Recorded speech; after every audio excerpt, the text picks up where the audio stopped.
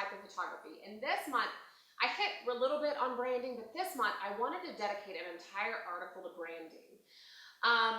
Branding is, I feel like, how a consumer or a client or someone, when they hear your name or when they hear your photography business, how they feel. Do they feel like you're low end? Do they feel like you're high end? Do they feel like you shoot all different types of photography? And I really think that there's different key ways that you can do to brand yourself and to brand your photography business.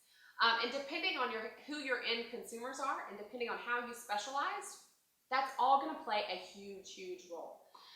So one of the first things that I think that everyone needs to do, and I actually recommend branding even before sometimes you buy some of the gear that you want to do. If you are wanting to have a photography business, yes, buy and invest in branding before you actually invest in some of the equipment that you will probably need for your photography business.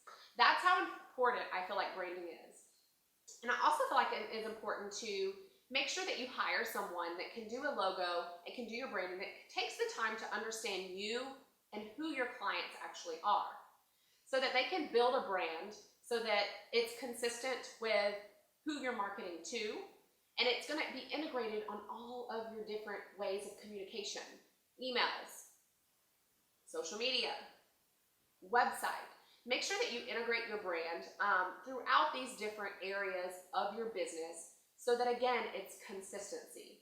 As well as on your social media, that you're sharing images. If you're a wedding photographer, that you're sharing images that are wedding related, so that you're effectively reaching that market instead of clouding it with a bunch of other stuff.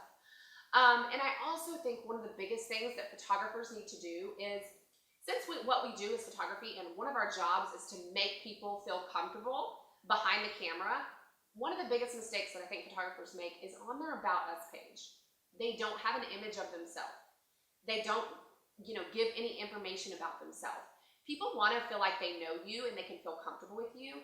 And I feel like that actually is a competitive advantage that you can have as a small business. If you can make yourself relatable, and so that when people go to the About Us page, they read it and they think, oh, I think she would be fun to work with. I could totally be comfortable with her. And vice versa, if it's corporate and, I know that this person could get the job done. I know that, a feeling of confidence. And that's what that About Us page really needs to do. So this month, only branding. And it's such a huge portion of your business. You cannot charge a premium. You cannot market effectively if you don't build a proper brand. So if you're just starting out, go ahead and invest that money in branding early on.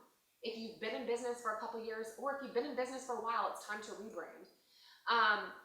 Really taking that time to invest in your brand and in your image is going to help you establish your business, to be able to make sure that your photography business becomes profitable or stays profitable.